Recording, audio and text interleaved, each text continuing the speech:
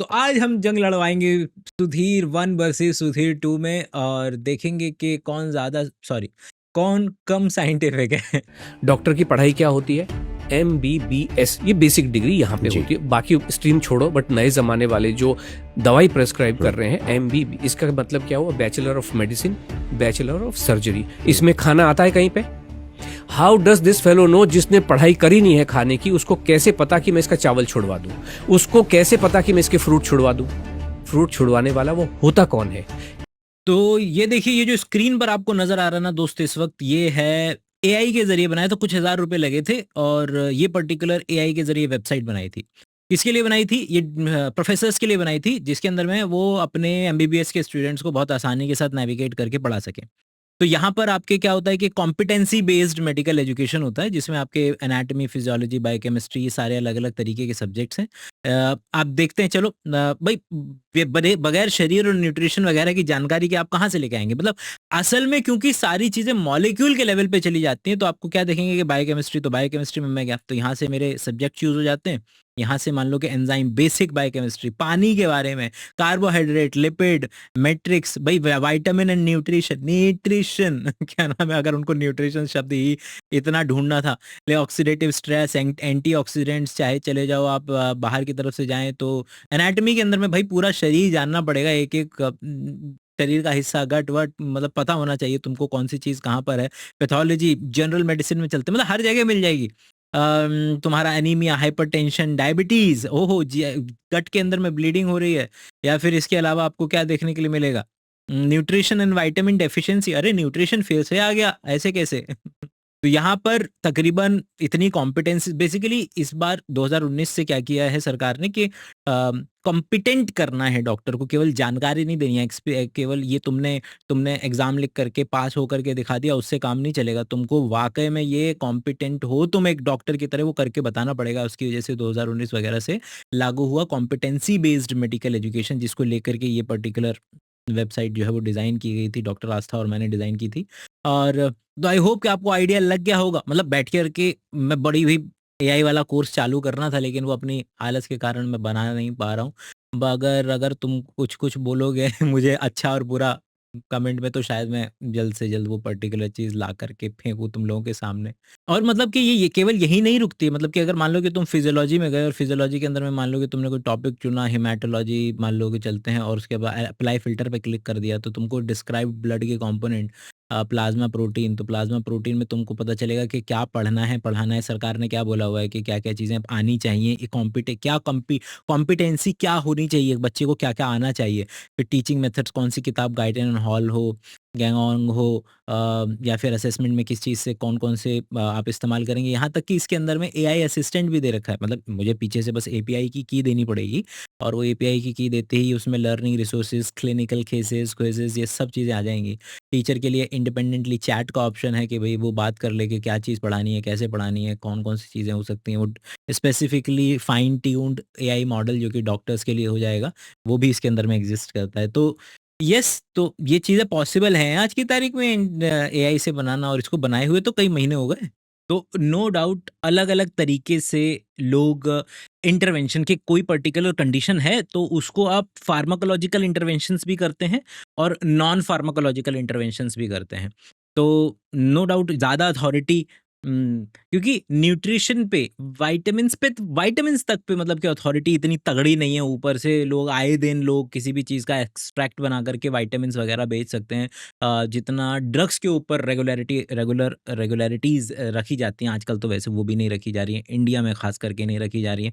उसको लेकर के हम मतलब कि लोगों को लग रहा है कि अभी एक जो है वो कफ सिरप निकल गया है, इसलिए अभी थोड़ा-सा हंगामा। भाई साहब, इंडिया है ये, मतलब कि यहाँ पर ना, ये यहाँ यहाँ रखी है हमारी, जो किताब वाले सेशन में हमने डिस्कशन किया था कि किस तरीके से इंडिया की टॉप कंपनीज़, रैनबैक्सीज़ वगैरह भी इससे बड़े-बड़े घोटाले, इससे बड़े-बड़े काम कर चुकी हैं। मतलब कि क्या बताऊँ, मतलब कि मैं, कि लोगों को लग रहा है कि ये 2 अभी-अभी हुआ है, बस ये थोड़े से बच्चे मरे हैं, इसके अलावा थोड़ी होता है। ये पकड़े जाने वाली स्थिति का पार्ट है केवल और केवल, जिससे मतलब कि जो लोग, अब ये बनाने वाली जो जगह है, वहाँ पर जो रेगुलेटरी अथॉरिटीज़ हैं, अब वो बोलूँगा तो पूरा का पूरा उसी पर्टिकुलर डायरेक्शन में हम चले जाएँगे, आगे बढ़ते हैं कि अलग-अलग नज़रिए से आप पकड़ने की कोशिश करते हैं। कोई व्यक्ति डिप्लोमा कर लेना चाहता है न्यूट्रिशन में और फिर आगे आ जाना चाहता है, या फिर कोई व्यक्ति क्योंकि इतने राज्य, इतना खाना, इतनी सारी चीज़ें, लेकिन सबका मैकेनिज्म मॉलिक्यूलर निकलेगा। सब लोग मॉलिक्यूल के लेवल पर जाएंगे देखने के लिए, सब लोग रिसर्च पेपर जाएंगे देखने के लिए। तो एक तरीका, एक नज़रिया हो सकता है डॉक्टर का, और डॉक्टर्स में भी अलग अलग नज़रिए हो सकते हैं, और nutritionist, if you can afford, go ahead for it. मगर ये कहना कि एमबीबीएस में न्यूट्रिशन वगैरह की पढ़ाई नहीं होती, इसलिए डॉक्टर नहीं बताएगा कि क्या खाना है क्या नहीं खाना, वो थोड़ा गलत हो जाएगा। एक नई रिसर्च से ये बात साबित हो गई है कि संस्कृत भाषा के श्लोक मस्तिष्क के विभिन्न हिस्सों को जागृत करते हैं। इनसे मानसिक बीमारियां भी दूर हो सकती हैं। Study centre of biomedical research ने की है कि जब कोई व्यक्ति गीता, रामायण या वैदिक श्लोक सुनता है तो इससे मस्तिष्क के वो हिस्से सक्रिय हो जाते हैं। इस रिसर्च में एमआरआई स्कैन की मदद भी ली गई है, जिससे यह पता चला कि श्लोक सुनते समय मस्तिष्क न सिर्फ सकारात्मक रूप से सक्रिय होता है, बल्कि ये लोगों को डिप्रेशन और एंजाइटी से भी बचा सकता है। भारत में आज 20 करोड़ लोग कम से कम मानसिक रूप से अस्वस्थ हैं। ये पूरी दुनिया में मानसिक रूप से बीमार लोगों का 20% हिस्सा है। लेकिन दुख की बात यह है कि जिन श्लोक और मंत्रों का अध्यात्म के साथ वैज्ञानिक आधार भी है, उन मंत्रों को हमारे ही देश के कुछ लोग अंधविश्वास मानते हैं कि श्लोक या मंत्रों का जाप करने से मानसिक बीमारियां भी दूर हो सकती हैं, मानसिक शांति भी आपको प्राप्त हो सकती है। सुधीर, तो सर तो केवल और केवल मानसिक रोग सही कर रहे हैं भाई। लोग तो अपने अपने धर्मों में जो भी लिखा हुआ है उसको अगर पढ़ लिया जाए तो बड़े बड़े अनट्रीटेबल रोग जो हैं वो भी लोग जो हैं वो सही कर दे रहे हैं इनसे।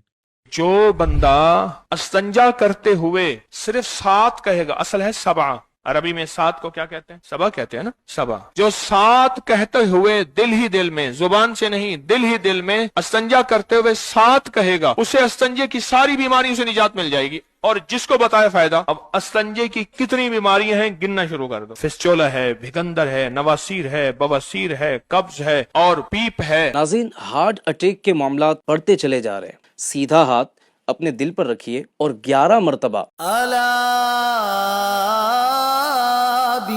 अगर जिस्म में प्यारे भाइयों किसी जगह भी दर्द हो तो इस दुआ के साथ दम करें तो इंशाल्लाह दर्द खत्म हो जाए। सही मुस्लिम की हदीस नंबर 2202 है से वह अपना हाथ रखकर 3 दफा बिस्मिल्लाह बिस्मिल्लाह बिस्मिल्लाह। सुनाई कम देता है, कान में दर्द रहता है, तो इस तरह की बाद औक़ात तकलीफें हो जाती हैं, तो या समीउ 21 मरतबा पढ़कर कान पर। लोग अक्सर एक दलील देते हैं, वो दलील ये है कि भाई आपको मैं गाली दूं तो आपको उसका असर पड़ेगा, है ना। देखिए कितना भाषा में, ध्वनि में कितना असर होता है। वो जो ध्वनि में असर नहीं है वो व्यक्ति उस भाषा को समझता था। आप देखिए आए दिन आप मूवीज के अंदर में एक कॉमेडी सीन देखते होंगे जिसमें एक व्यक्ति गाली दे रहा है और सामने वाला व्यक्ति जो है उसको अच्छे से इंटरप्रेट करके बताता है कि अरे ये तो बहुत अच्छा है, ये तो बहुत अच्छा है। चुपके से खिसको यहाँ से, नहीं तो किस तरह मुंह में जोश देंगे।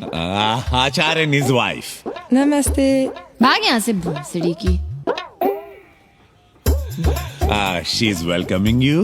Thank you, thank you. दूसरा, अगर आप पहले से ही बचपन से आपको सिखाया जा रहा है, पढ़ाया जा रहा है अपने अपने धर्म का, और कि आपके धर्म में तो ये आयत पढ़ दी जाए और ऐसे दम फूंक दिया जाए या ऐसे ये पर्टिकुलर श्लोक पढ़ लिया जाए तो आपकी ये चीज़ें सही हो जाती हैं, तो you are already pre conditioned उन चीज़ों के लिए। तो वहाँ पर भी आप पर वो चीज़ असर कर जाए इन अ पॉजिटिव डायरेक्शन, इस बात की संभावना कंपैरेटिवली ज़्यादा है। और इसलिए हम स्टडी में ये दोनों चीज़ें आएंगी। स्टडी में प्लेसिबो इफेक्ट भी हम समझना चाहेंगे और ये भी समझना चाहेंगे कि जिन लोगों पे अगर असर हो भी रहा है तो वो क्यों हो रहा है।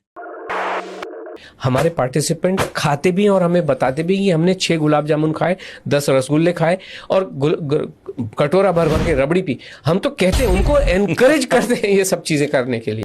आपकी थिंकिंग के हिसाब से मैदा सबसे खतरनाक चीज है। बिल्कुल है। उसमें मावा भी होता है जो कि एकदम दूध का एक्सट्रीम रूप है, और दूध के एक्सट्रीम रूप का घी भी उसमें होता है। वो गुलाब जामुन डीप फ्राइड मिठाई होती है। हाँ। उसके अंदर उसके कोर में भी चीनी होती है, हीरा भरा हुआ। उसकी जो चाशनी है वो सबसे थिक चाशनी होती है। रसगुल्ले की तो बेचारी पतली सी होती है। हम गुलाब जामुन भी हम गुलाब जामुन भी खिलाना सिखाते हैं। कोई चीज खतरनाक है कि नहीं खतरनाक है वो हम पढ़ाते हैं टॉक्सिकोलॉजी के अंदर में। टॉक्सिकोलॉजी के अंदर में क्योंकि कंटेक्स्ट मैटर करता है यार। मतलब कि कोई बच्चा जो भूखमरी का शिकार है 10 दिन से खाना नहीं खाया है, उसके लिए वो गुलाब जामुन पूरी बेहतरीन चाशनी, मैदा और अंदर मावा भर कर के उसके लिए अमृत है।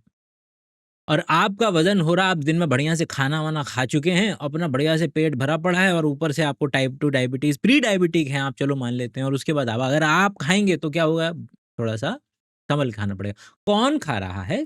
क्योंकि बगैर इस बात को मद्देनज़र रखे हुए कि रिलेशन में कौन है, अमाउंट क्या है, क्योंकि जब हम कहते हैं टॉक्सिकोलॉजी में कि अमाउंट मेक समथिंग पॉइजन, तो वो ये भी मद्देनजर रख कर के है कि किस कौन व्यक्ति है जिसके ऊपर ये पर्टिकुलर चीज जा रही है।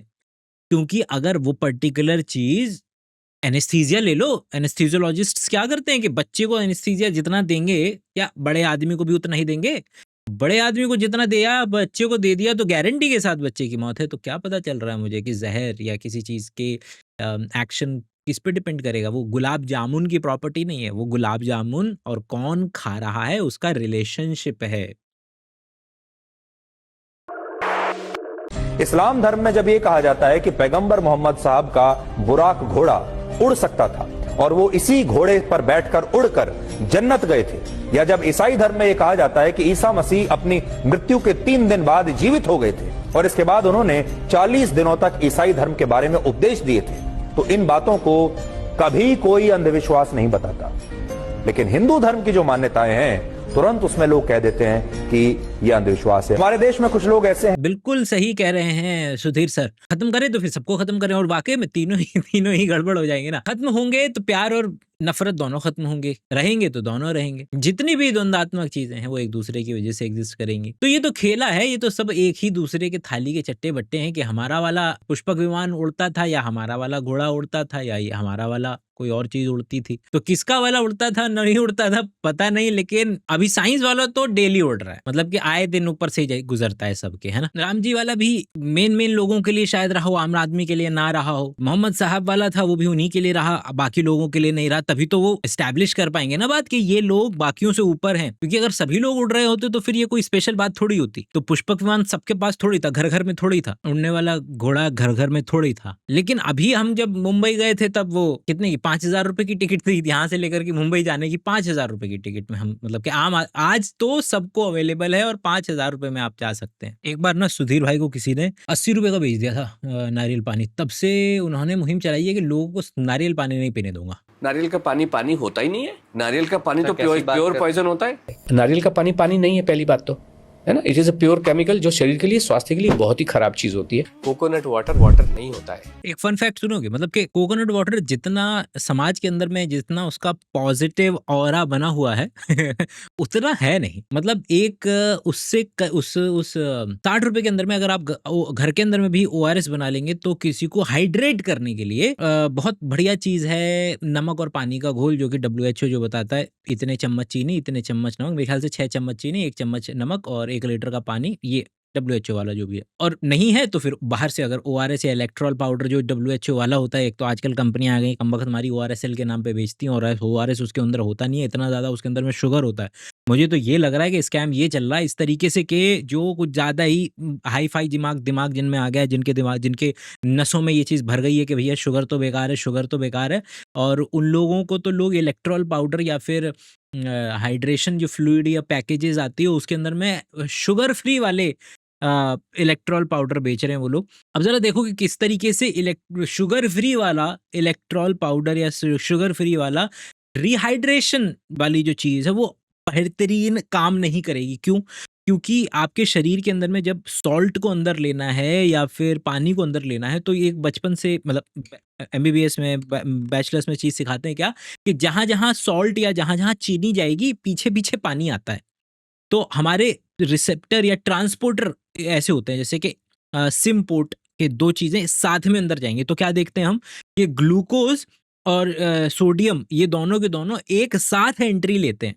तो और कई जगह ऐसा होता है कि डायरेक्ट केवल ग्लूकोज ने एंट्री ले ली या सॉल्ट ने एंट्री ले ली, लेकिन ऐसे ट्रांसपोर्टर हैं हमारे पास जो तब काम करते हैं केवल जब शुगर भी अंदर जाए और सॉल्ट भी अंदर जाए, तब जाकर के वो दोनों के दोनों शरीर के अंदर में जाएंगे और उनके पीछे पीछे पीछे पीछे पीछे पानी आएगा। तो वो लोग जो शुगर फ्री बोल करके बेच रहे हैं वो वाला इलेक्ट्रॉल पाउडर उतने बेहतरीन तरीके से एक्ट नहीं करने वाला है। हर शुगर फ्री चीज मतलब दीवार पे तमगे की तरह टांगने के लिए नहीं बनी है।